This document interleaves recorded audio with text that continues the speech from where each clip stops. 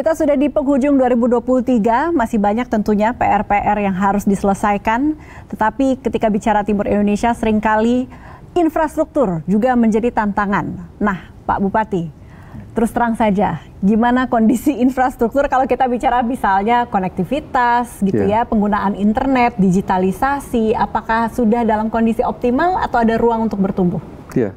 Jadi belum optimal, tapi bertumbuhnya iya. Jadi infrastruktur sebenarnya infrastruktur jalan, terutama jalan yang menghubungkan antara desa-desa yang produktif pertanian, peternakan, ini kita harus banyak ditingkatkan lagi karena koneksi ke jalur utamanya itu menjadi sesuatu yang sangat dibutuhkan. Sehingga biaya untuk transportasinya menjadi mudah dan menjadi ringan dan koneksinya menjadi lebih gampang. Jadi kalau jalur utama seperti yang kita lihat itu jalur Sabuk Merah, jalur utama yang dibangun oleh Presiden Jokowi ini sudah sangat baik dan dari seluruh daerah di Kabupaten Belu, dari desa itu bisa menjangkau kabupaten dalam hitungan jam saja. Jadi koneksinya memang masih kurang tapi perlu ditingkatkan lagi. Yang kedua infrastruktur rumah.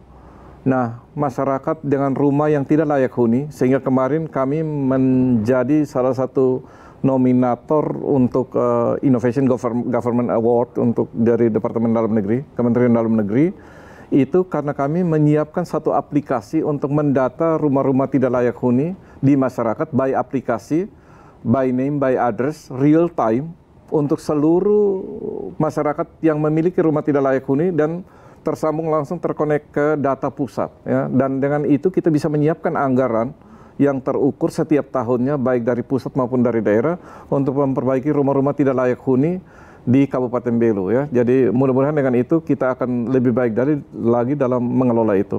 Yang ketiga adalah listrik penerangan.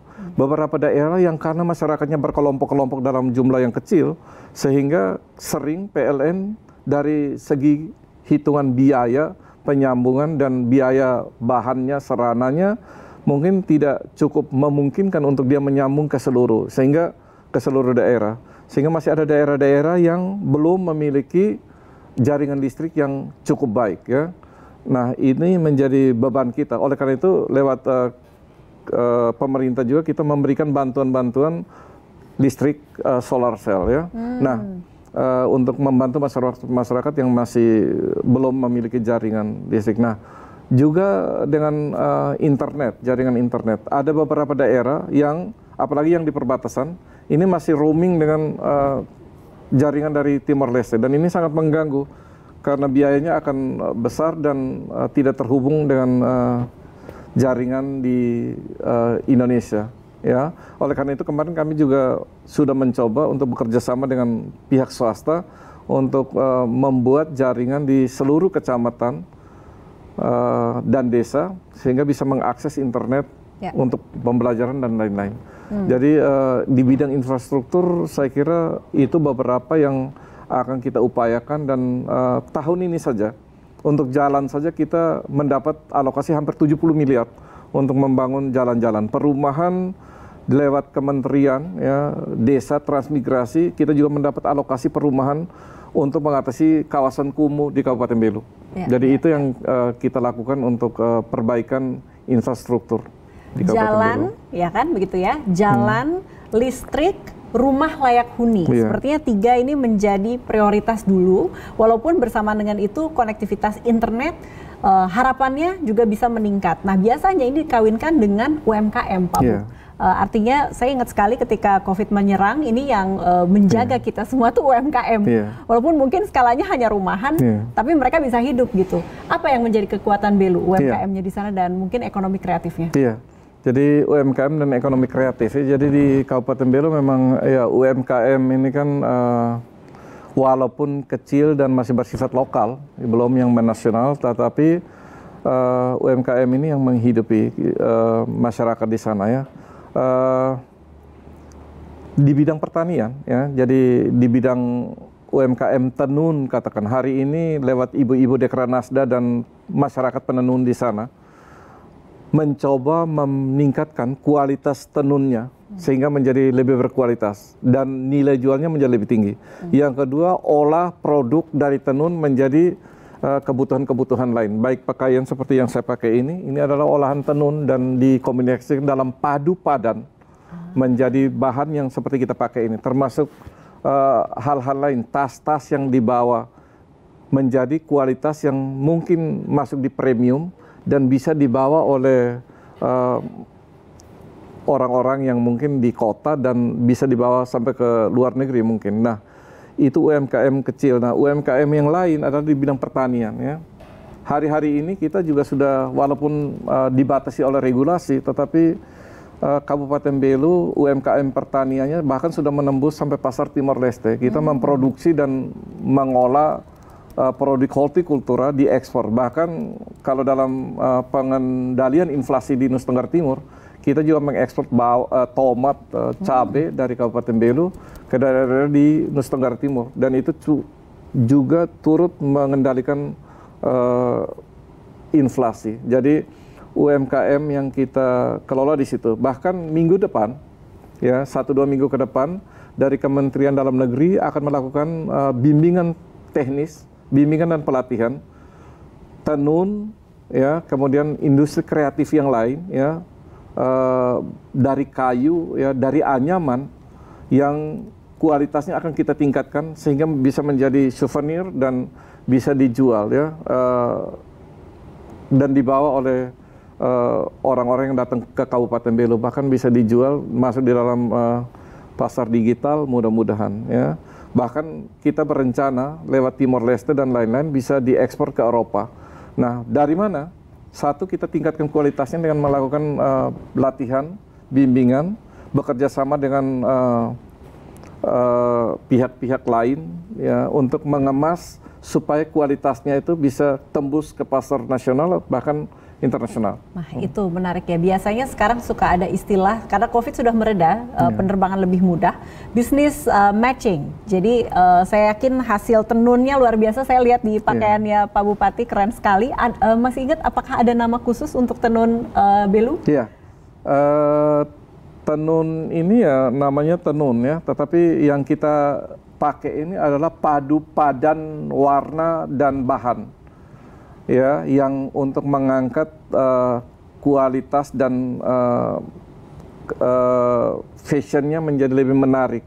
Ya, jadi ada yang bahannya tenun semua, tetapi ini bahan yang dipadu-padankan dan menjadi menarik. Ya. Jadi ini salah satu. Nanti dalam bentuk anyaman, dalam bentuk kain sarung, dalam selendang dan lain-lainnya. Ini menarik, karena sudah packagingnya itu sudah modern, sehingga sangat bisa sebenarnya dibawa misalnya ke Tokyo atau ke New York begitu. Sudah adakah mungkin bentuk-bentuk kerjasama dari Kabupaten Belu bersama misalnya HIPMI atau Kadin, kemudian pergi ke sana untuk pameran?